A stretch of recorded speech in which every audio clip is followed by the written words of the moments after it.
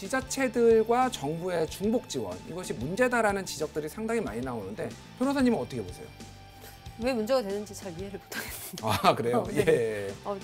왜냐면은 지자체는 이제 지자체 나름대로의 예산이 있어서 본인들이 이제 그 주민들에게 해줄 수 있는 것을 하는 것이고, 이제 정부는 이제 전국 단위에서 필요한 일을 하는 것인데 예. 이게 뭐 중복 지원되면은 뭔가 큰 문제가 발생하나요? 제가 문제가 발생하는 네. 이유를 알려드릴게요. 네. 뭐냐면은 선생님 말씀해 우리나라 이제 지방자치단체의 국가 그 재정 건전성은요. 재정 자립도죠. 재정 자립도가 서울시가 제일 높아요. 80%.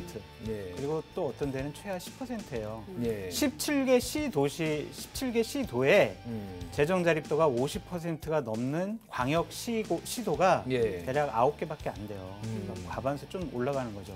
결국에는 서울시에서 준다? 이것은요. 정부에서 국고 보조금 받아가 주는 거예요. 그리고 지금 이 돈은 뭐에서 주냐면 재난관리기금, 재난구호기금, 예. 이 3조 8천억과 1조 5천억 여기서 각 지방자치단체에서 거기서 빼가지고 주는 거거든요. 예. 재난관리기금, 재난구호기금 어떤 겁니까? 태풍 오면은 태풍 우리가 그거 수습하는 거. 그다음에 아프리카 돼지 열병 번지면은 그거 방역하고 그거 보상금 주고 이런 기금을 적립해 놓은 거거든요. 예. 이런 기금에서 빼가지고 지금 구호금을 준다? 그런 것 자체가 상대 그럼 나중에 그런 일이 벌어졌을 때 예. 또다시 정부로부터 다시 돈을 받아서 줘야 되잖아요. 이거는 이중지급이 아닐 수가 없어요. 그렇구나. 물론 정부는 이중지급도 허용한다고 했는데 예. 결국에는 예산의 이중 낭비가 아니냐. 전 그렇게 말씀드려요. 뭐 어느 시기에 주는 게 적절하다고 지금이라도 보시나요? 바로 줘야죠. 바로 줘야 아까 말씀드렸잖아요. 예. 지금 예를 들면은 우리 남편이 직장 다니다가 잘려가지고 대리운전 하려고 하는데 회식을 안 하니까 대리를 해서 돈을 벌지도 못하고 우리 부인은 음식점에 나가서 서빙을 받는데 음식점 장사가 안 되니까 음식점에서 잘리고 이런 분들은 돈을 벌 수가 없어요. 그런 분들에게 정말 빨리 줘야죠. 알겠습니다. 변호사님은 어떻게 보세요? 네, 오늘이라도 줘야죠. 오늘이라도 네, 그러니까 빨리 주는 게 왜냐면 좋다. 예. 지금 이 긴급한 상황이 발생한 지 이미 오래됐어요.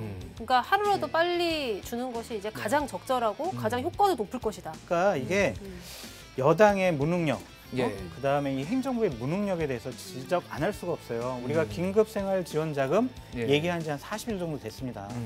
그럼 그동안 정말 정부가 열심히 했으면은 정말 취약계층한테 어떻게 줘야 되느냐를 만들어냈을 것 같아요. 그렇군요. 아직까지도 기준이 뭔지도 자기네들도 모르는 이 상황.